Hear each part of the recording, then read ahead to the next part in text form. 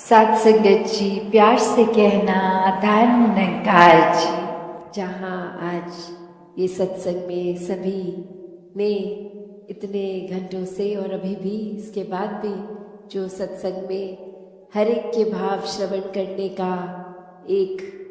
मतलब ये जो हर एक ने कहा कि इस जीवन में हमें भक्ति की बुनियाद पे अपनी सारी जिम्मेवारियों को भी निभाना है, हर समय भक्ति भी करनी है और समाज में भी एक अपना असर इस तरह हो कि हम पहले जहाँ अपने ऊपर सुधार का भाव लिए हुए खुद को सुधारते चले जाएं, वहीं साथ में एक प्रभाव समाज पे भी इस तरह रहे भक्तों का शुरू से ही कि अपना भी कल्याण है औरों का भी कल्याण है। कोई भी काम भक्त किसी भी समय एक सेल्फिश होके सिर्फ अपने लिए नहीं करते।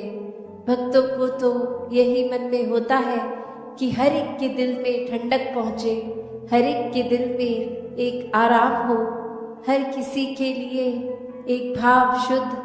हर एक कोई परमात्मा का ही रूप तो बहुत ही पूजनीय।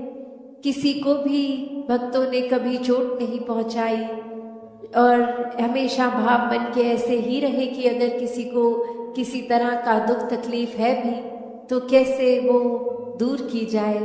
और सबसे बड़ा जो परोपकार भक्तों का रहता है वो यही रहता है कि परमात्मा हमारे जीवन में आया है, हर एक के जीवन में आए। जो अभी तक इस परमात्मा को देखे नहीं है,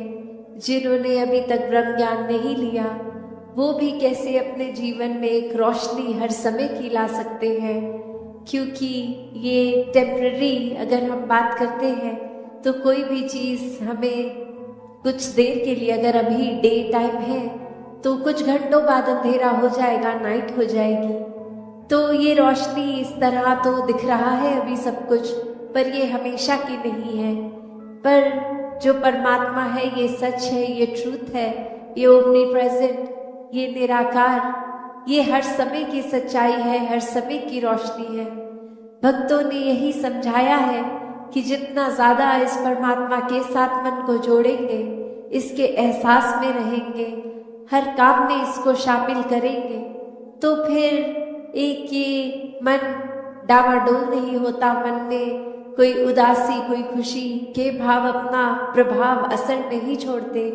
क्योंकि प्राथमिकता इस मन ने परमात्मा को बना लिया है और फिर ये प्रायोरिटी बेस जब इस परमात्मा को ही हर समय दिमाग में दिल में रखते हैं तो बाकी चीज़ों का असर उस तरह नहीं होता कि कोई अगर बिजनेस में नुकसान है तो एक डिप्रेशन की ओर मन जा रहा है, या फिर कुछ इतनी उपलब्धि मिल गई, अचीवमेंट मिल गई कि इतनी खुशी कि औरों के बारे में फिर सोचना ही छोड़ दिया, खुद में इतनी ईगो ले आए, एक अपने आप को बहुत ही इम्पोर्टेंट बना दिया। तो बात वही कि कैसे हर एक में जहाँ हर किसी ने इस परमात्मा को देखना है,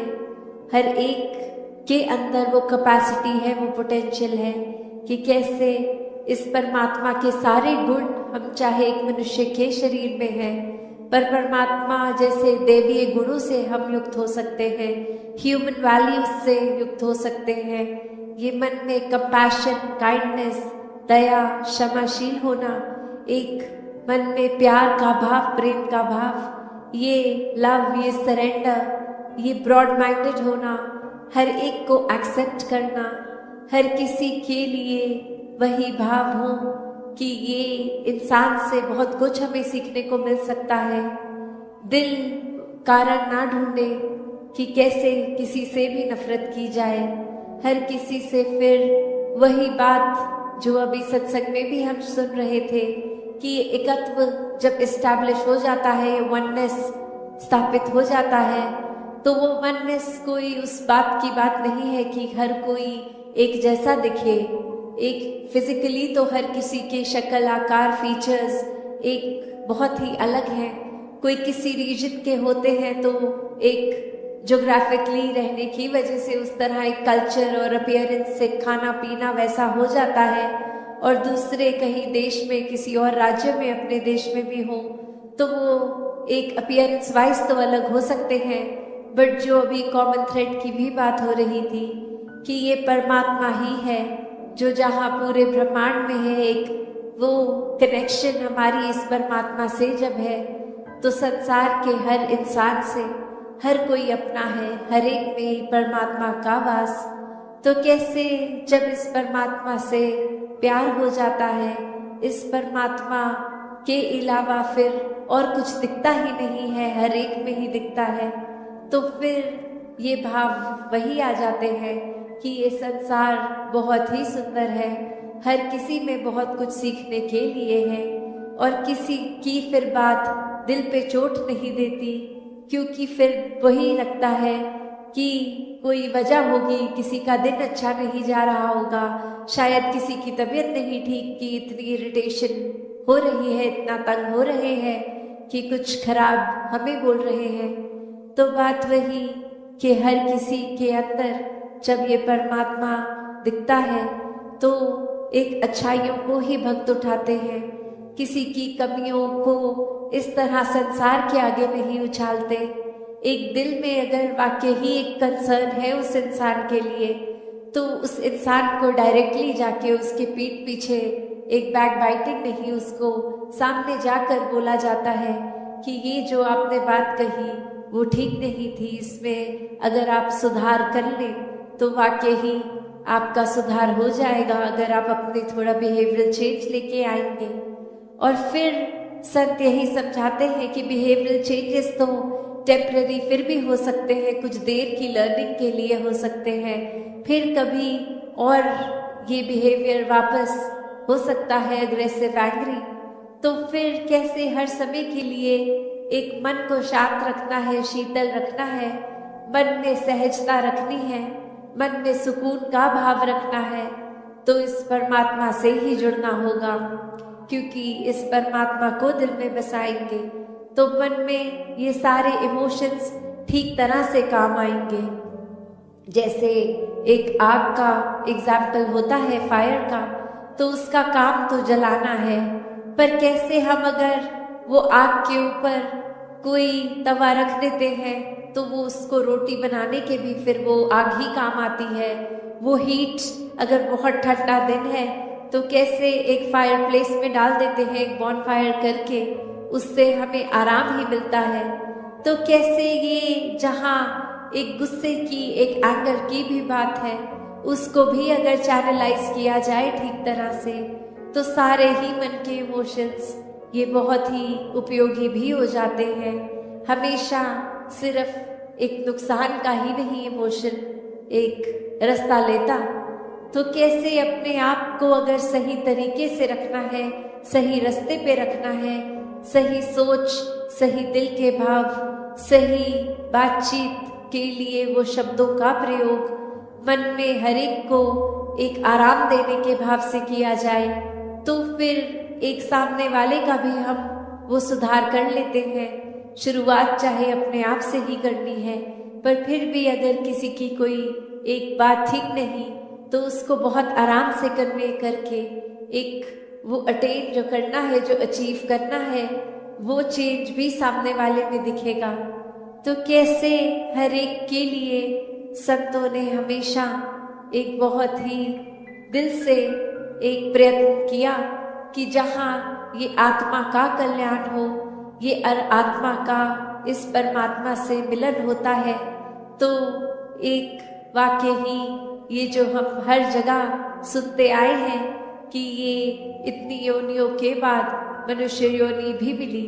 और अब इस मनुष्य योनि में ही जीते जी इस परमात्मा की प्राप्ति है। और अगर कोई उस आइडियोलॉजी से सहमत नहीं भी है, सिर्फ इसी जीवन को अपनी फर्स्ट लाइफ की तरह भी देखे तो भी कितना कुछ है जो जीवन का समय, कितना टाइम है जो हमें मिला है, इतने साल मिले हैं, उसको हमने कैसे जीना है, उसको हमने किस तरह पॉजिटिवली, कंस्ट्रक्टिवली हर समय को जीना है। तो दातार ऐसे ही भावों से हर एक को युक्त करे। हाँ, एक समय में तो आए और निर्धारित समय की कुछ सालों की ही ये जिंदगी है, फिर ये सांसों ने बंद होना है। तो ये जो जीवन जिया वो कैसे जिया, वो क्या करके समय निकाला, क्या हमने वाकई ही जो काम करने आए थे इस परमात्मा, इस निराकार की पहचान वो करी, या फिर वो समय फिर और चीज़ों में निकाल दिया। ये परिवार रूप में पालन पोषण, ये काम जिम्मेवारियाँ, ये सब जहाँ करना बहुत ही ज़रूरी है, एक समाज पे बोझ नहीं बनना। पर ये ही सब कुछ है ऐसा नहीं है, ये परमात्मा ही प्राथमिकता होनी चाहिए जब कोई और काम भी कर रहे हों। तो कैसे एक मनुष्य की आदत है कि एक पास्ट की बात, एक फ्यूचर की बात ये लेकर वो स्ट्रेस लेना, एक बोझ ले लेना, जिस समय में हो वो समय का उस समय सदुपयोग करके कोई चीज़ अगर कर ली तो ही वो लाभदायक है। एक समय निकलने पर वो चीज़ खराब भी हो जाती है। जैसे एक हम उदाहरण ले कोई फल का, कि जिस समय वो ठीक है उसको उसी समय खा लेना तो ही शरीर के लिए फायदा होता है, वरना तो वो सड़ जाता है, खराब हो जाता है, तो फिर उसको खाद में ही डालना पड़ता है, एक फेंक देना पड़ता है, वो शरीर में अब डालने के लिए पौष्टिक नहीं बचता। तो कैसे अपने जीवन में हर कोई ये समय का सदुपयोग करे, एक अपने दिमाग में हर किसी के लिए अच्छी सोच रखे, दिल में हर एक के लिए प्यार रखे। एक कहानी का सहारा लेके दासी ये बात रखना चाहेगी कि कैसे दो व्यक्ति एक बार नदी को पार करने के लिए जा रहे थे और उनको किसी ने कहा कि ये नदी आप जब पार कर लोगे तो किसी को भी आपने एक वो मदद रूप नहीं करना, एक अपना ही चलते जाना है, एक अपने आप का ही पूरा ध्यान रखना है। और वहीं एक व्यक्ति उन दोनों में से ही देखता है कि कोई डूब रहा है और उसको एक मदद करके डूबने से बचा लिया। और वहीं जब वो नदी पार हो गई तो उसका मित्र उसको कहता है कि ये आपने क्या कर दिया, आपको तो मना किया गया था कि अगर अपना ही ध्यान रखना है और किसी का नहीं, वरना तो आप दूसरे का रख रहे थे, तो इसमें आपका नुकसान हो जाता, आप पानी के बहाव से खुद ही बह जाते, अपने ऊपर नियंत्रण रखना था, ये दूसरों की मदद में खुद अगर फिसल जाते तो क्या होता। तो वही इंसान समझाते हुए कहता है कि मैंने तो कब का उस इंसान को छोड़ दिया वहीं का वहीं, तुम ही हो जो इतनी देर बाद अब नदी पार हो भी गई है तो भी वो ख्याल लेकर, वो बोझ लेकर अपने साथ चलते ही जा रहे हो। वो तो कब का इंसान जिसको ज़रूरत थी उस समय में कर दी गई उसकी मदद, और मेरे को ख्याल भी नहीं आया उसके बाद, तुम तो इतनी देर और बीत भी चुकी है तो भी वही सोच पकड़ के बैठे हो। तो ऐसे अक्सर हमने कितने और भी उदाहरण देखे हैं कि एक ट्रेन जो चल रही होती है उसमें एक इंसान के पास वो एक सामान रखने की जगह बनी होती है, उसमें सामान को अगर वो रख दे तो समझदारी से बहुत ही आराम से अपना सफ़र कर सकता है। और वहीं वो इंसान अगर सोचे कि मैं ट्रेन पे ऑलरेडी इतने लोगों का बोझ है, मैं और ना डालूं, मैं अपने सर पे ही अपना सामान रख लूं, तो वो ट्रेन को तो फर्क नहीं पड़ता, पर उस इंसान के ऊपर कितना वजन और इतनी देर वो डिस्कम्फर्ट, वो बेचैनी से रास्ता काटेगा। तो बात वही, एक ख्यालों को, एक सोच को, एक बेचैनी को अगर हम हर समय पकड़ के बैठेंगे तो सुकून कहाँ से आएगा, वो चैन कहाँ मिलेगा, वो आराम, वो पीस कहाँ होगी। और आध्यात्मिकता की बात जब करते हैं तो ये सुकून कोई थोड़ी देर का सुकून नहीं है, ये सुकून तो हर पल का हो जाता है जब इस परमात्मा से, इस आत्मा का ब्रह्म ज्ञान रूप से ये मिलन हो जाता है। फिर ये परमात्मा हर समय अंग संग ही दिखता है। कोई भी एक सिचुएशन होगी, एक समय कैसा भी चल रहा होगा, वो एक सुकून में जीवन कटता है और ये सुकून फिर कोई छीन नहीं सकता हमसे। ये तो हर हाल में, चाहे गम हो खुशी हो, ये सुकून बरकरार रहता है। तो ऐसा ही सुकून हर कोई अपने जीवन में जहाँ प्राप्त कर सकता है, एक नेक इंसान बन के अपने जीवन को चला सकता है। बस करना ये है कि जीते जी इस आत्मा का मिलन परमात्मा से कराना, इस परमात्मा को हर समय के लिए अपने जीवन के हर पल में शामिल करना और फिर ये प्रेमा भक्ति का रूप, ये आनंद, ये विश्वास से भरी भक्ति, ये फिर सिर्फ चेहरों पे मुस्कुरान औरों की भी लाने वाली भक्ति बन जाती है जब खुद ही हम इतने मगन होते हैं इस परमात्मा के अंदर, तो किसी का नुकसान नहीं करते, अपना भी सुधार करते हैं औरों पे भी ऐसा प्रभाव आता है कि वो भी फिर भक्ति में जीवन लगाने की कोशिश करते हैं। तो जहाँ वो फोकस अपने ऊपर ही, वो एक अपना भक्ति में कैसे और पकड़ की जाए और गहराई से कैसे और प्यार किया जाए परमात्मा से, उस पे ध्यान देंगे तो दूसरों की कमियों पे नजर नहीं जाएगी। अपने जीवन में क्या है क्या नहीं है उस पे नजर नहीं जाएगी। वरना इंसान का तो आज ये हाल है कि अगर 100 सुख भी होंगे और एक दुख, तो वो 100 सुख की तरफ इस परमात्मा का तो शुक्राना नहीं, एक शुक्राना भाव नहीं, पर एक चीज जो चाहिए और वो नहीं है, उसके लिए ना जाने कितने हजारों एक गिले, एक नाशुक्रा होके शिकायतें इस परमात्मा से। तो कैसे एक एक चीज जो इस परमात्मा ने दी है उसको अपने जीवन में अगर वाकई ही रखें, उसका सदुपयोग करें, तो एक एक चीज, एक सुबह हर जो हम उठ रहे हैं, छोटी से छोटी चाहे वो चीज होगी, ये घर परिवार, ये प्यार, ये हवा, ये प्रकृति, ये कोई भी और रूप हो, हर चीज हर समय का वो अनगिनत कारण है इस परमात्मा का धन्यवाद करने के लिए। पर ये मन अगर सिर्फ उसी को ढूंढेगा जो नहीं है, तो सब कुछ होते हुए भी लगेगा कि कुछ भी नहीं है। तो कैसे हर समय इस परमात्मा के जो प्यार में रहते हैं वो हर समय शुक्राना भाव रखते हैं, वो शिकायतें नहीं करते, वो तो सिर्फ से ज़्यादा खुद को खुशकिस्मत मानते हैं कि ये परमात्मा ने एक अपनी पहचान करवाई, जीते जी हमारा भी फायदा हो रहा है, चैन से जीवन कट रहा है सुकून से, और ये मुक्ति के भी हकदार जीते जी बन गए। और जिस समय वो समय आएगा जब श्वासों ने तो जाना ही है एक दिन, तो वो समय आने पर फिर वो परलोक सुहेला की बात, वो एक जीवन भी अच्छे से जिया गया और जीवन के बाद भी ये आत्मा परमात्मा का मिलन है। तो हर कोई भक्ति में जीवन जीता ही चला जाए।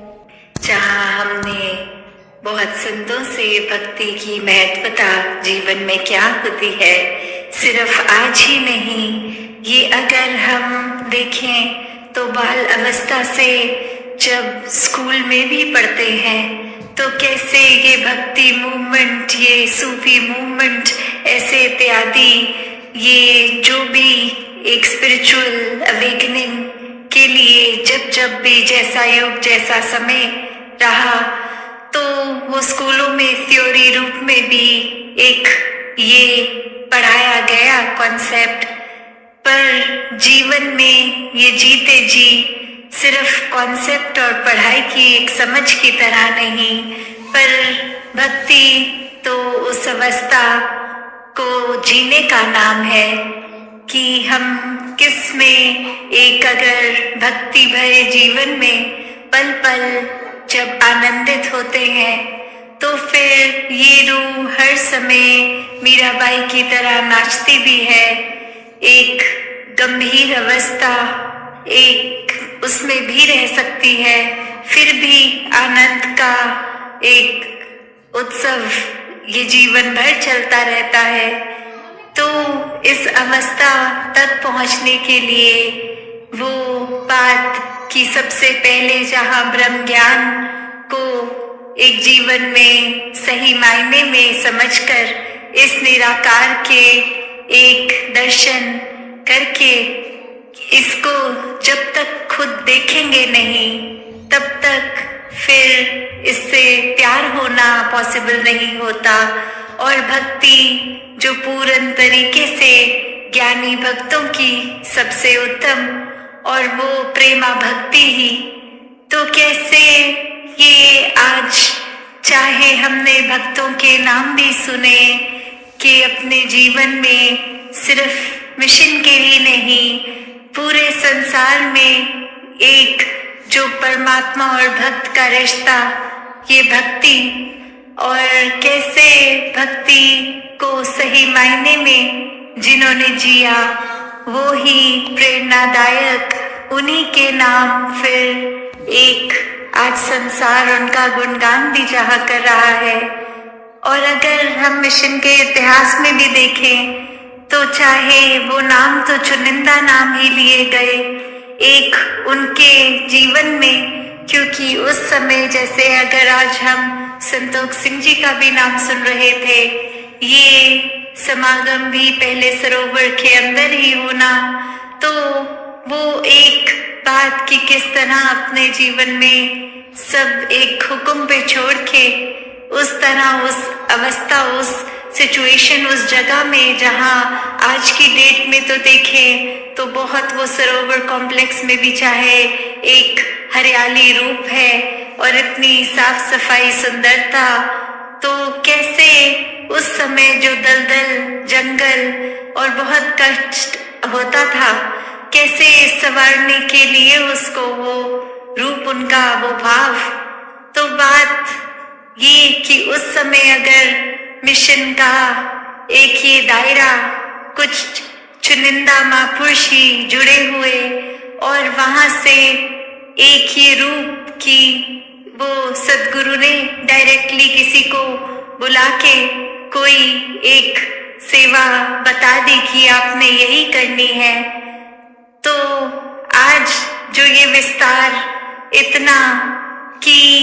एक एक के शायद दासी आप सब जो आए हैं तो पर्सनली नाम भी नहीं पता होंगे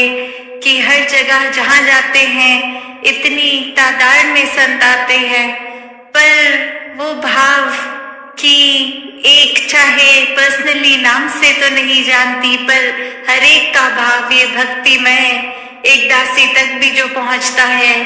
और एक जो स्थिति अवस्था हर एक की एक भक्त रूप का जो जीवन, तो आज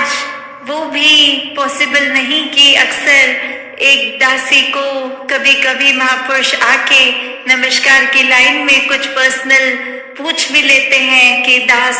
ये करे कि ये करे,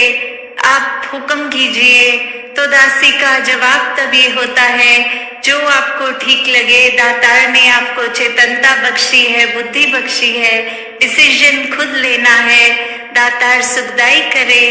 तो आज का समय वो अब नहीं कि हर एक को अलग अलग कुछ हुक्म देने हैं, नहीं,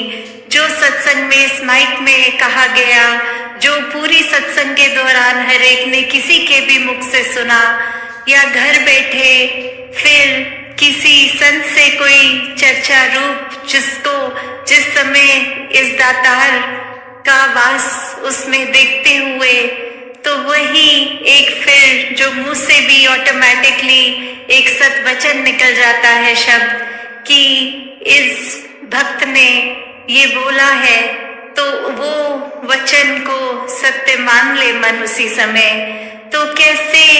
ये बात फिर कि ये आज अगर हम देखते हैं तो आज के भी समय में भक्त भी हैं, पर चाहे वो अभी हम करंट नामों से नहीं सबको करते, क्योंकि पहले हिस्ट्री चाहे बहुत पुरानी देखें तब कुछ ही चुनिंदा नाम होते थे, और जैसे जैसे मिशन भी आगे एक छोटे दायरे से अब ये विस्तार रूप, तो ये नामों में एक जो उनकी शिक्षाओं से जुड़ी चीजें थी, तो वो आज के रूप में तो अनगिनत महात्मा, अनगिनत जीवन, अनगिनत सिखलाइयां। तो कैसे भक्ति हर किसी ने जो सिखलाई, चाहे वो हम राजमाता जी के भी जीवन में देखते थे कि कैसे एक पूरी संगत के जहाँ माँ सदगुरु के माँ, और कैसे वो अपने जीवन में किस समय गुरुओं के साथ अलग अलग रिश्ता रूप चाहे जो भी रहा हो, पर एक अपने आप को भक्त के ही रूप में रखा। तो वैसे ही एक संदेशा जहाँ हर किसी ने हर समय में भक्ति में यही दिया है कि एक अपने आप को जब तक इस भक्ति के रिश्ते में रखेंगे तब तक ही वो रिश्ता मुबारक है। और फिर एक भक्त का जीवन, फिर बात वो नहीं होती कि अपनी बात मनवानी है, बात तब ये होती है कि जो हुक्म है उस पे चलना है। कैसे फिर आके एक वो बात चतुर चालाकियां वाली नहीं कि अभी अगर सत्संग हो भी रहा है तो बस ये कोशिश की नजर पड़ जाए तो चलती लाइनों में जोर से कोई जयकारा, कोई कुछ लगा के कि एक अटेंशन, ध्यान बटे और दासी की नजर उन तक पहुंचे, या कुछ और अलग तरीका, ये चतुर चालाकियां, ये भक्तों के जीवन में नहीं होता। क्योंकि एक बात तो हो कि सत्संग आए हैं ये संतों की वाणी सुनने, तो उसमें फिर अपनी इच्छा अपने अनुसार ही हमें चाहिए कि क्या चीज हो, कैसे हो। और अगर लाइनों में नजर नहीं पड़ी तो मन में खुद ही ये कल्पना, ये ख्याल डाल दिए कि शायद आज नाराज हैं इसलिए देखा तक नहीं। तो बात वो कि हम अपनी अवस्था अब देखें कहाँ है। सत्संग में हम गुरु के दर्शन करने आए हैं या गुरु दर्शन करने बैठा है। तो एक बात कि क्या हमने अपने जीवन में भक्ति को बना लिया है और क्या दरअसल भक्ति है। एक बहुत ही सरल मार्ग है भक्ति, एक बहुत ही एक गोइंग विद द फ्लो वाला भाव है भक्ति। कैसे भक्ति में हर किसी ने एक अपना समर्पण रखा है, अपनी आप को गवाने वाला भाव, ना कि गिनवाने का। मन में अहंकार को जिसने किसी भी तरह, चाहे एक ऑब्वियस तरीका ना हो कि हाँ ये कोई बात बिल्कुल आउटराइट ऐसी है जिसमें ईगो किसी का एक हो, नहीं, छोटी छोटी बातें भी, कोई अगर डिस्कशन रूप भी हो रहा हो तो कैसे अपने पॉइंट ऑफ व्यू को सबसे उत्तम दिखाने का अंदर से, जो उस डिस्कशन के बारे में या कोई भी टॉपिक चल रहा हो तो दिखाना कि बाकी जो चंद लोग बैठे हैं इस टॉपिक में उससे ज्यादा नॉलेज है, हमें करंट जो भी हो रहा है उसका भी पता है, पुराना इतिहास भी पता है। कैसे वो छोटी छोटी बातों में, जहाँ एक फिर वो हम अगर अनाउंसमेंट्स भी सुनते हैं कि जब सत्संग के बाद कि हर एक को पहल दी जाए, फिर भी ये बात कि नहीं पहले हम ही निकलें, तो अपने आप को खुद ही देख लें कि क्या भक्ति है। किस तरह भक्ति में तो ये दातार इस निराकार के दर्शन कराए गए और अब सारे बंधनों से मुक्त कर दिया गया, पर हम आज भी भक्ति को क्या बना बैठे हैं। परमपिता परमात्मा निरंकार ये घट घट पे जो बसा है, अभी शब्द भी जैसे आया कि हर एक में हमने क्या देखना है कि ये निरंकार की जो अंश है, ये आत्मा हमारे अंदर है और हमारे जीवन का लक्ष्य है अपनी आत्मा को परमात्मा से मिलाने का। तो जहाँ कि हर एक को जब हम हर एक के अंदर वो नूर देखेंगे, ये निरंकार का ही अंश देखेंगे, तो फिर ही प्यार होगा। नहीं तो वो पॉसिबल नहीं हो पाता कि अगर हम जैसे यहाँ बैठे हैं, किसी का नाम तक भी नहीं जानते, या कोई और अभी कोई दूसरे देश में कोई बैठा होगा जिसको कभी ना मिले हैं ना मिलेंगे, तो कैसे पूरी सृष्टि से ही हम उस तरह प्यार कर सकें। तो वो केवल तभी हो सकता है जब हम ये रचनहार, ये परमात्मा निरंकार से ही प्यार करें। तो अपने आप वो हमारी आंखों के आगे ज्ञान उजाला जब हो जाता है तो सब कोई एक समान दिखता है, फिर वही प्यार आता है। और ये संतों ने भी युगों युगों से ऐसे ही बताया है कि अगर हम जी रहे हैं तो हमें नफरत नहीं करनी, प्यार करना है। और वो प्यार जैसे कबीर जी ने भी कहा है कि 2.5 अक्षर प्रेम के, तो वही बात कि हम अपने सिर्फ आप से तो पहले करें, उससे पहले इस निरंकार प्रभु परमात्मा को देखकर हर एक से वही प्यार एक्सटेंड करें, तभी हर चीज़ और प्यारी लगती है। कि अगर हम कुछ किसी से मिल रहे हैं और वो बिल्कुल एक अजनबी है, तो भी उसके लिए मन में पहली फीलिंग ही वो प्यार की आएगी, क्योंकि ये जो परमात्मा ने दिल बनाया है उसको आइडियली सिर्फ प्यार करने के लिए ही बनाया है। और जब वो प्यार दूसरी फीलिंग्स, नेगेटिविटीज़ में अगर हम ज़्यादा अपना रुझाव रखेंगे तो मन में पहले किसी को देखते ही वो चेहरे पे मुस्कुराहट की बजाय वो एक शिकन आता है। तो इसी में हमें ये देखना है कि किस तरह हम अपने आप में वो तब्दीली लाएं, ये ज्ञान प्राप्त करके एक वो अपने मन में ठहराव लाएं, ये प्यार और बढ़ाएं अपने दिल में, कि हर एक में ही फिर ये निरंकार का खुदा का अंश जब दिखे तो हर एक से ही उस तरह प्यार हो जाए। हाँ जी। अन के घट घट अंदर सबना दा सत्कार करन।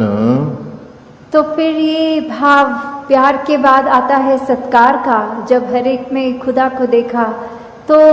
उसमें सत्कार कैसे करेंगे एक दूसरे का, जब हम जजमेंटल नहीं होंगे किसी के बारे में, उनको देखकर कि वो इस तरह के व्यक्ति हैं या इस तरह उनका एक आचरण है, तो वो अपना हमें अनुमान नहीं लगाना, अपने अनुमान के अनुसार अपने दिमाग में नहीं बिठाना कि ये ठीक इंसान है या ये गलत इंसान है। जब वो जिस दिन जजमेंट्स ख़त्म हो जाती हैं तो मन में फिर वो सत्कार की भावना एक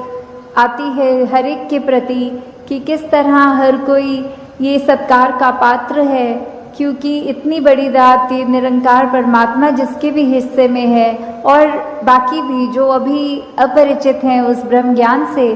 तो हर एक में जब वो देखेंगे तो मन सिर्फ वो प्यार करेगा, सत्कार करेगा। और फिर हम हर एक को वो बेनिफिट ऑफ डाउट की जो बात आती है कि अगर किसी ने कुछ हमें गलत भी कर दिया, कोई किसी का कर्म हमें दुख पहुंचाता है, तो अपने उस व्यक्ति से गुस्सा ना करके सिर्फ एक ही भाव मन में अपने आप आएगा कि उस व्यक्ति की शायद कोई मजबूरी रही होगी, आज उसका हो सकता है दिन अच्छा ना रहा हो, कोई किसी ने कुछ उसको बुरा बोल दिया हो तो इसलिए उसका मन कड़वा हुआ है, इसलिए उसके बोल कड़वे निकले हैं। तो जब तक ये बात नहीं हम दे पाएंगे अगले को बेनिफिट ऑफ डाउट, तब तक हम वो सत्कार, ये प्यार कुछ भी नहीं उस तरह दे सकेंगे,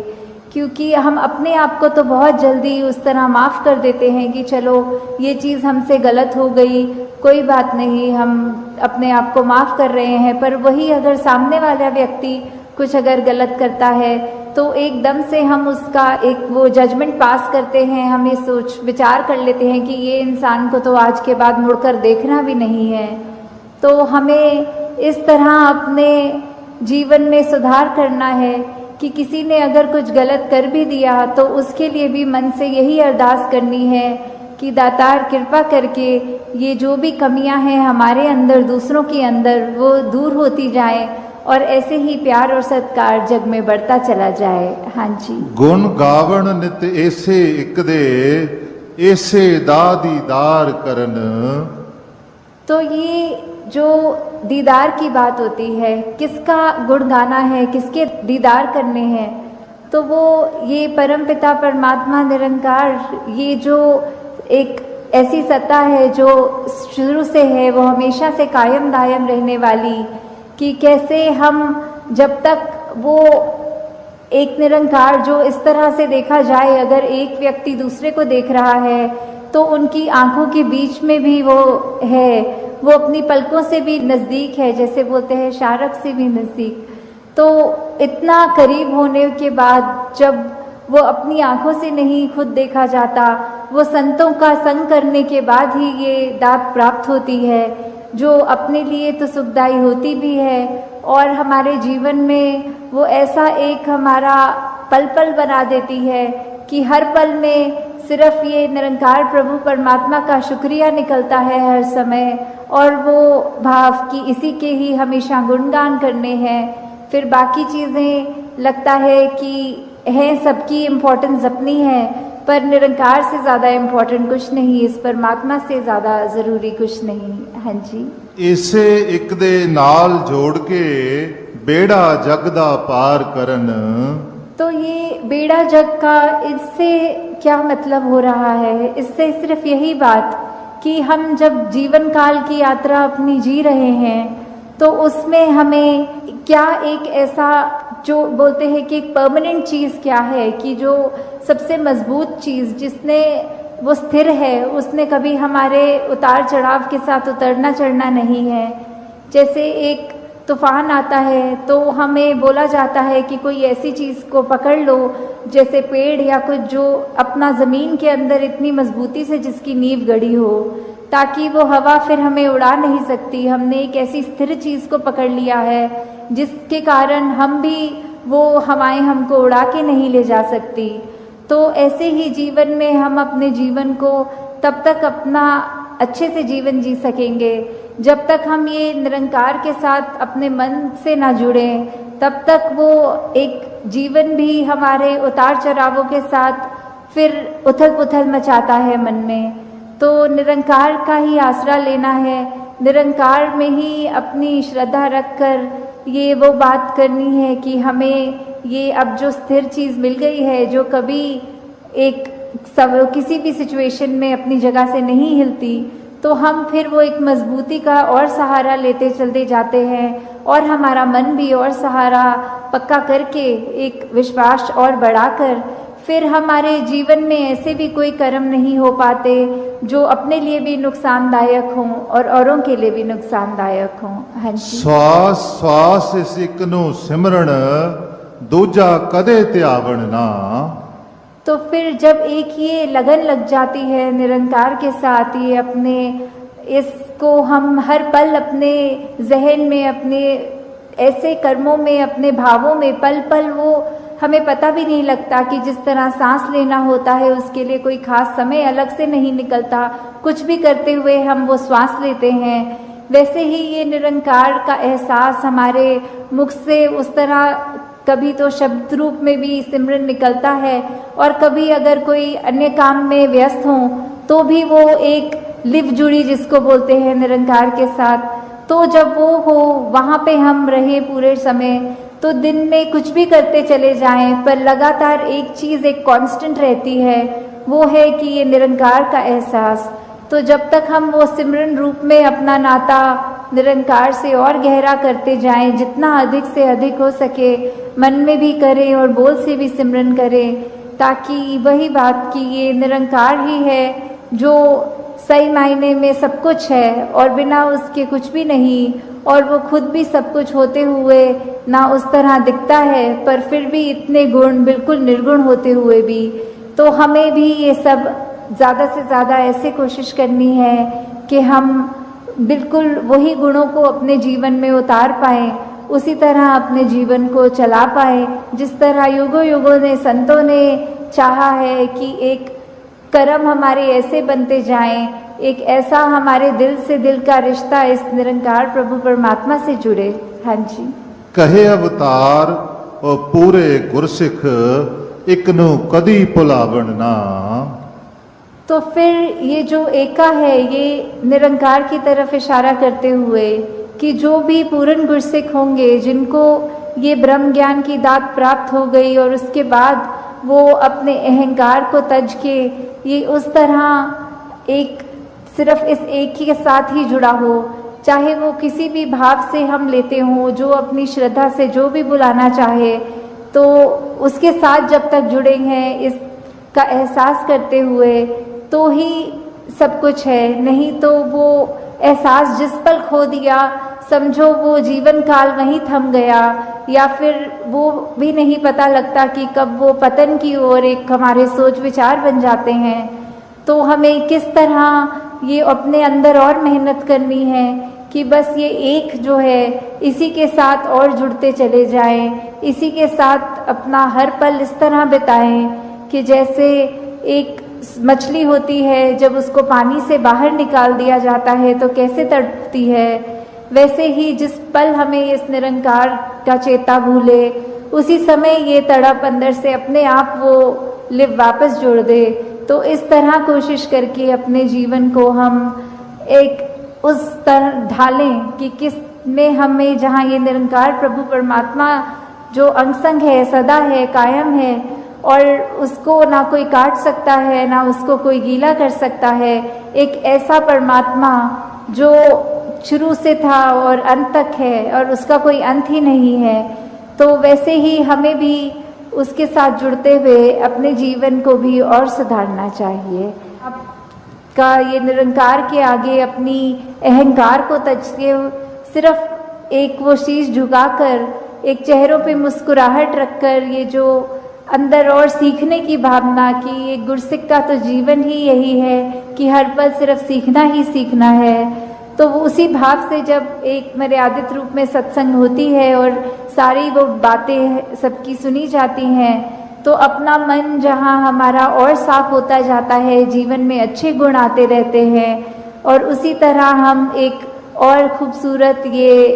इंसान बनते हैं। हम खुद भी इस मिशन के साथ जब जुड़े हैं तो ये निरंकारी मिशन का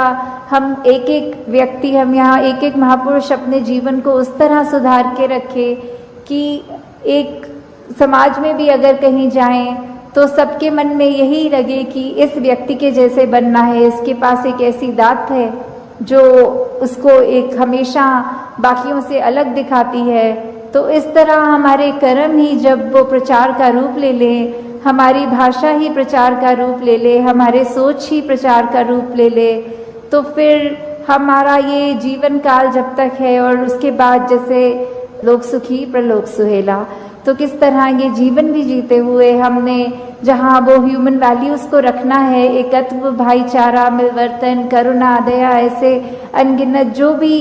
है वो तो रख कर अपने जीवन में हर पल जीवन को जीना है। और उसके बाद ये ब्रह्म ज्ञान जो इस जीवन काल में हमें मिल गया है, वो दात को हमें हर पल ऐसे याद रखना है कि कभी भी अगर अंत समय हो तो वो दात हमें हमसे छिन ना जाए, उसको निरंकार को ऐसे संभालते हुए हर पल निरंकार का एहसास रखना है। और उसके बाद सिर्फ वही एक दात है जो बाद में भी हमारे साथ आगे जानी है। बुद्धों से संतों का यही संदेश रहा है कि मनुष्य के शरीर में हो तो मनुष्य बन भी जाओ, ऐसे अपनी जीवन को व्यर्थ नहीं गंवाना कि ये जो सांसें हैं ये तो गिनती की हैं, तो ये जीते जी हमने अपने जीवन का कैसे सदुपयोग करना है,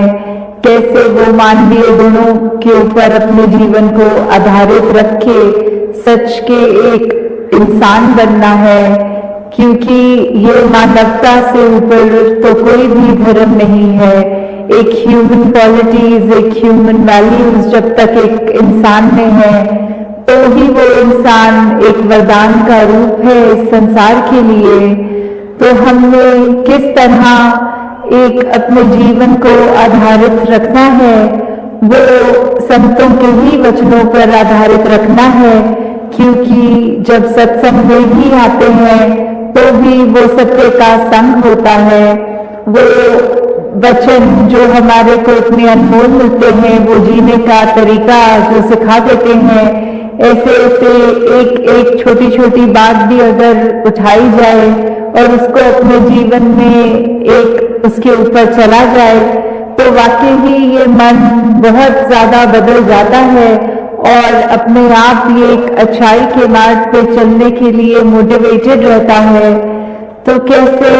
हमने अपने दिल से ये जो भी कोई बुरी अंदर चीज छुपी है, चाहे वो किसी के लिए नफरत हो, चाहे ये निंदा करने वाली बात या किसी को एक छोटी दृष्टि से देखने वाली बात, किसी के मन के ऐसा प्रभाव ले जाना कि उस व्यक्ति ने कुछ कह दिया वो कठोर वचन से, तो अब जीवन भर उस व्यक्ति से बात नहीं करेंगे। तो ऐसी चीजें तो हमको और तंगदिल बना देंगी और हमें एक विशाल अपने मन को बनाना है कि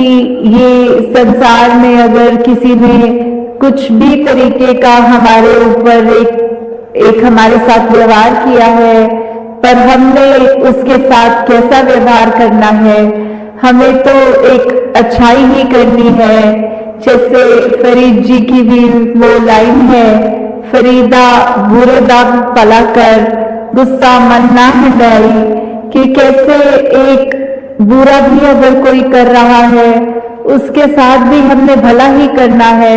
वो करना चाहे कितना भी उस समय कठिन लगता है, क्योंकि एक इंस्टिंक्चुअली एक ह्यूमन इंस्टिंक्ट की तरह अगर किसी ने कुछ गलत बोल दिया तो स्वभाव के कारण पलट के वो इंसान भी आगे कुछ कड़वे वचन बोल देता है। पर उस समय ये बात याद रखनी, इस परमात्मा को याद रखना कि किसी ने अगर कुछ बुरा भी करा है तो हमारा कर्तव्य क्या है, हमने उसके जैसा नहीं बात करनी, हमें अपनी अच्छाई जो हमारे अंदर है उस पर स्टे करना है, उसी को आगे अपने शब्दों से निकालना है। तो उस समय भी चाहे वो कितना भी कठिन हो करना, तो भी एक संत मति के अनुसार अपने शब्दों को, व्यवहार को, सोच को उस तरह चलाना है कि ना हमारे मन में कोई क्रोध जागे और हमारा मन जले, ना हमारे शब्दों से किसी दूसरे का भी तंगी मन में उसके आए या कुछ ऐसे वचन निकल जाए जो सामने वाले का भी फिर पूरा दिन वही बात सोच सोच कर एक बैठ जाए। तो हमने तो वही कार्य करना है जो संतों ने सिखाया है, किसी को चोट नहीं देनी, किसी को आंसू नहीं देने, हर एक का एक जो भी नेचर है उसको एक्सेप्ट करते हुए कि चाहे हमसे दूसरे सामने वाले का कितना भी एक अलग स्वभाव है, तो भी हमने उसके स्वभाव पे ये मानना है कि परमात्मा ने जहाँ इतनी कुदरत की रचना करी, कोई भी चीज दूसरे के जैसे सेम नहीं होती। तो चाहे वही बात कि अगर एक सोना भी है उसको हम चाहें तो अंगूठी बना लें, उसको चाहे तो गले में हार की तरह बना लें और फिर वही हार चाहे तो पिघला के उसकी अंगूठी बना लें। तो है तो बात वही कि जो एसेंस है, जो मेन है आत्मा, वो सभी में है और बस आकार चाहे अलग अलग भी दिखते हों इंसानों के, चाहे वो शारीरिक रूप के आकार अलग या कहाँ से आए हैं, किस जगह का कल्चर लेते हैं, चाहे स्वभाव में वो भिन्न भिन्न चीजें, तो उसमें ये भेदभाव करना कि वो गोरा है, काला है, मेरे जैसा भोजन नहीं खाता, मेरे जैसे आस्था नहीं रखता कहीं, तो वो तो बहुत ही हमारी एक छोटी सोच हो जाएगी अगर किसी से नफरत कर ली इन छोटी छोटी वजहों से, क्योंकि आत्मा तो इस परमात्मा का अंश सभी में है। तो उस चीज से उठ के जाति पाति के बंधनों से अपने आप को हटा के जब हर एक में ही इस परमात्मा का दर्शन हो जाता है और वो सिर्फ ब्रह्म ज्ञान द्वारा ही होता है, तो जब ऐसी दृष्टि एक मिल जाती है तो कैसे उस दृष्टि को हमेशा कायम रखते हुए 24 घंटे इस परमात्मा का एहसास करते हुए कि कैसे ये मालिक ने हमको विवेक, चेतनता, बुद्धि कुछ भी बोलने वो दिया है सोचने के लिए, तो कैसे हमें उसका एक ऐसा फायदा लेना है जो वाकई ही हमको भी सुकून दे, ऐसी सोच आए और सामने वाले के लिए भी। तो वही एक शेर की लाइन भी जहां इसको ये यूनिटी एंड डाइवर्सिटी की बात रखते हुए कि इख्तिलाते रंग बू से बात बनती है, हम ही हम है तो क्या हम है, तुम ही तुम हो तो क्या तुम हो। तो कैसे एक सुंदरता तभी है जब हमारे कितने भी अलग अलग भिन्नताएं के बावजूद एक समान जो एक कॉमन फैक्टर है उसको जब पकड़ते हैं तो वो वाक्य ही, चाहे बगीचे के उदाहरण में वो अलग दिखने वाले फूल, पर उनकी कॉमन एक चीज क्या है कि वो सारे फूल बहुत ही कोमल होंगे, बहुत ही अच्छी खुशबू देंगे। तो कैसे वो ही कॉमन चीज जब हम ले लेते हैं कि ये परमात्मा जो सभी में है, तो फिर कोई फर्क नहीं पड़ता कि सामने वाला कैसा है। तो वही बात मन में रखते हुए जब एक जीवन को ऐसे आधारित किया जाता है कि मनों में एक वो भावना प्यार की है, तो फिर मन में किसी के प्रति एक ब्लॉक नहीं करा जाएगा, एक दीवार नहीं बनाई जाएगी। फिर तो वो बस प्यार के पुल ही बनेंगे जो एक दिल से दूसरे को जोड़ते हैं। वो एफर्ट, वो हर एक हमारा यत्न रहेगा कि कैसे हम इस संसार को जो इस परमात्मा ने इतना खूबसूरत दिया है तो उसको और ज्यादा सुंदर बनाया जाए। शुरुआत हमने अपने ऊपर से शुरू करके अपने स्वभाव में तब्दीलियां लाके करनी है, और फिर अगर संसार में वैसे भी संतों का काम वही रहता है जो एक भाई कन्हैया वाली भावना होती है कि हर कोई अपना है, कोई बेगाना नहीं। तो उस भाव से जब ये सेवा की जाती है, कुछ मन में वो भावना रख के कि सिर्फ कुछ लोग हमारा परिवार या कुछ ऐसे हमारे अपने हैं और बाकी नहीं है, नहीं, जब ये सर्वदा भला वाली बात आ जाती है तो फिर वही दृष्टि आती है कि हर कोई अपना है। कैसे एक बेगर्ज होके हमने एक बिना फायदे का सोच के हर एक के लिए समर्पित होके उनकी सेवा करनी है। हर एक के जीवन में हम किसी तरह भी आराम दे सकें, खुशी दे सकें, उनके लिए मरहम का काम कर सकें। तो जब ऐसे ही बात ये जीवन में उतरती है, उसको और पक्का करने के लिए ही ये सेवा का भी एक हमारा जरिया जो है, उसी के साथ साथ संगत आकर भी एक जैसी सोच वाले संतों के साथ जब उनकी वचनों को सुनकर अपने मन में बिठाकर अपना जीवन उन गुणों पे चलाते हैं, और साथ ही फिर ये जो हमारा मन है ये कभी मनमत की तरफ नहीं दौड़ता। फिर ये मन हमेशा एक वैसे इसी परमात्मा के ऊपर, इस मालिक के वैसे एक जो तत्व पे, जो कण कण में है, इस निरंकार पे आधारित होता है, और मन फिर हर पल इसके साथ जुड़कर वो सुमिरन का रूप ही लेता है। तो कैसे हम सेवा सुमिरन और सत्संग के रास्ते पे जब हैं तो हम एक सही मायने में हर एक के लिए ही एक फायदा कर रहे हैं, अपना भी कर रहे हैं। तो कैसे हमने हर एक के लिए जहां एक अपने आप से शुरुआत करी, वहीं अगर संसार में भी देखा जाए तो कोई ऐसी चीज नजर आ रही है या हमें लगता है कि इतनी ज्यादा व्यस्त है जिंदगी, तो स्पिरिचुअलिटी के लिए कहाँ से टाइम निकाल सके। तो वो भी बात आती है कि हम अपने जीवन में क्या प्रायोरिटी बना रहे हैं। ये तो बहुत जरूरी है कि अपने कर्तव्यों को निभाना है, परिवार के हों या कामकाज के हों, उनको छोड़कर भक्ति नहीं की जा सकती, क्योंकि भक्ति तो गृहस्थ में ही की जाती है, अपनी रिस्पॉन्सिबिलिटीज के बीच में ही की जाती है। तो वैसे ही हर पल जब हम इस मार्ग पे रहें, अपने सारे इस दुनिया के कामकाज को भी करें, पर उसमें इतना गुम ना हो जाए कि ये जो असली मूल है, ये जो परमात्मा है, इससे पीछे हो जाए। तो हमारा यत्न हर समय यही रहे कि अधिक से अधिक इसी के रंग में रंगे रहें, क्योंकि यही एक सच्चा रंग है। बाकी तो दुनिया के रंग सिचुएशंस के हिसाब से कभी कोई रंग हम पर ज्यादा पक्का हो जाता है, कभी कोई, कभी खुशी, कभी ऐसे हमारे अनुसार कुछ ना हो तो वो दुख वाली फीलिंग भी देता है। तो यही एक रंग है जो सहज रखता है, यही एक रंग है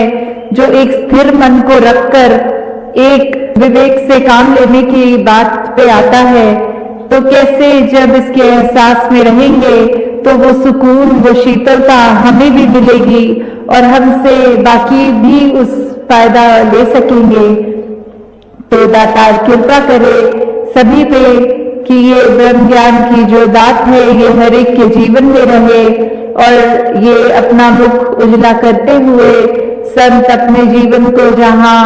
सुंदर बना सके, एक असली रूप में मनुष्य बन सके, ये संसार के लिए वरदान बन सके और हर एक का जीवन एक किरदार ऐसा बन हो कि एक एक महात्मा जो आज आए हैं वो अपने आप में ही स्वर्ग हैं। तो कैसे ये सुंदर सुंदर मन जो सबके हैं ये और सुंदर बनते जाएं और कभी भी मन में नफरतें एक जगह ना बना पाए, एक तंगदिली नहीं जगह बना पाए। तो दातार कृपा करे सभी पे कि ये ही मार्ग सत्य का जो एक मार्ग, असली मार्ग है, इसी पे ही सदैव कायम रहें और दुनिया के जो भी प्रभाव हैं उन्होंने तो रहना ही है, बस हमें अपने आप ये सोचना है, ये चूज करना है कि हमें कौन सा रंग, कौन सा प्रभाव ग्रहण करना है। तो दातार सभी पे कृपा करे कि ये भक्ति का मार्ग सबका ये बहुत ही प्रबल होता जाए, ये मजबूत होता जाए और हर पल एक भक्ति में ही जीवन निकले और कोई भी और दूसरी और नेगेटिव तरीके से या कुछ भी वो सोच ना जाए। तो दासी और समय ना लेके इन्हीं शब्दों से आपसे आज्ञा चाहेगी साथ संगत जी, धन निरंकार जी। साथ संगत जी प्यार से कहना धन निरंकार जी। साथ संगत जी आप जी के चरणों में बहुत ही सुंदर विचार, आशा है परवान करे और ध्यान से सुने। साध संगत जी पूरी तरह वश में किया हुआ मन हमारा सबसे अच्छा मित्र होता है, लेकिन अगर ये अनियंत्रित वश में ना रहे तो सबसे बड़ा शत्रु हो जाता है। साध संगत जी पूरे गुरु को समझ के सचनो कचनाल नाता तोड़न जो कहे हृदय होने गुरु से रब ना नाता जोड़न जो। साध संगत जी प्रभु बहुत दयालु है, रहमत का सागर है, जो भी इसकी शरण में आता है उसे बख्श देता है। इसके बिना ऐसे जैसे जल की शरण में आने से गंदे से गंदा इंसान साफ हो जाता है, रहमत और दया के सागर निरंकार की शरण में आ जाओ, ये भूले भटके को गले लगाता है। साथ संगत जी हर एक रिश्ते में मर्यादा की एक लकीर होती है, अगर वह पार कर दी तो रिश्तों की अहमियत चली जाती है। किसी भूल के कारण मर्यादा से थोड़ा बहुत इधर उधर हो जाए पर जल्दी समझ में आने से फिर मर्यादा में रहने वालों को पूर्ण सम्मान मिलता है। साथ संगत जी हर दुख की दवा है सुमरन, हर मुख से निकली दुआ है सुमरन, जो जोड़ दे इस प्रभु के साथ हमें उसका एक जरिया है सिमरन। हर मुसीबत का हल है सिमरन, जो मिटा दे इस रूह की भूख प्यास को, ऐसी एक खुराक है सिमरन। साथ संगत जी श्री अष्टवक्र गीता श्लोक 7 अध्याय 16। जब तक ग्रहण और त्याग की कामना रहती है तब तक संसार रूपी वृक्ष का अंकुर विद्यमान है। अतः विचारहीन भाव निर्विचार निराकार अवस्था का आश्रय लो। साथ संगत जी कर देना तू इतना सा उपकार, मन में ही बस जाए यह निरंकार, हर हाल में रहे इसका आधार, हो जाए भव सागर से बेड़ा पार। बिन तेरे नहीं है जीवन में सार, तू ही तू निरंकार साकार। साथ संगत जी, होशियार होना अच्छी बात है, लेकिन दूसरों को मूर्ख समझना बेवकूफ़ी है। मानव जीवन का लक्ष्य परम पिता परमात्मा का बोध हासिल करना मानव योनि का प्रमुख लक्ष्य है। साथ संगत जी, परमात्मा के ज्ञान की समझ, जानकारी, अनुभूति केवल मनुष्य के चोले में ही मिल सकती है। बाकी सारी योनियां भोग योनियां है और किसी भी योनि में हम परमात्मा का साक्षात्कार नहीं कर सकते। निंद्रा, भोजन, भोग, भय, पशु पुरुष सम्मान, ज्ञान आदि एक नर में है। ज्ञान बिना पशु ज्ञान है। मानव तन में आकर सद्गुरु माया में विचरता है, बीच हमारे रहता बातें हम जैसी ही करता है। इस निर्गुण, इस निरंकार को मुश्किल नहीं है जानना, है इतना आसान नहीं, पर सतगुरु को है पहचानना। जो सतगुरु का बन जाता है उसका ये निरंकार बने, कहे हरदेव मुक्ति का भी बंदा वो हकदार बने। मन ही मनोरथ छारी दे, तेरा किया न होए, पानी में घी निकसे रूखा, खाए न कोई। अर्थात साथ संगत जी, अपने मन से इच्छाओं का परित्याग करो, तुम्हारे करने से कुछ भी नहीं हो सकता। पानी से कभी घी नहीं निकाला जा सकता, अन्यथा कोई भी आदमी रोटी बिना घी के नहीं खाता। कबीर मन को मारी ले, सब आपा मिट जाए, पगला है पियो पियो करे, पीछे काल न खाए। साथ संगत जी, कबीर कहते हैं कि यदि कोई ध्यान साधना के द्वारा मन को मार लेता है तो उसका अहंकार समाप्त हो जाएगा और वह प्रभु का दीवाना होकर उसे पुकारता रहेगा, तब मृत्यु भी उसे नहीं खा सकती। साथ संगत,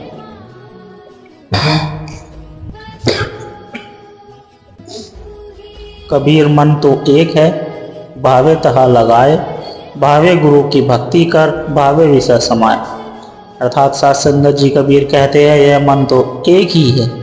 तुम्हारी जहाँ इच्छा हो इसे वहाँ लगाओ। मन हो तो इसे प्रभु भक्ति में समर्पित करो या विषय भोगों में लगाओ। साथ संगत जी, रावण बहुत बड़ा भक्त था भगवान शिव का, ब्रह्मज्ञानी था, चारों वेद, 6 शस्त्र, 18 पुराणों का ज्ञाता था, लेकिन कर्मों में खोट सीता माता का हरण कर लिया। रावण का सब कुछ चला गया, विनाश हो गया। भगवान हमारे भाव का हम देखते हैं। पानी में अलग अलग रंग घोलोगे तो अलग अलग रंग का पानी हो जाता है। साथ संगत जी, हर रंग में पानी है, सारे रंग पानी का रूप है। निरंकार का विनाशी रूप निरंकार है।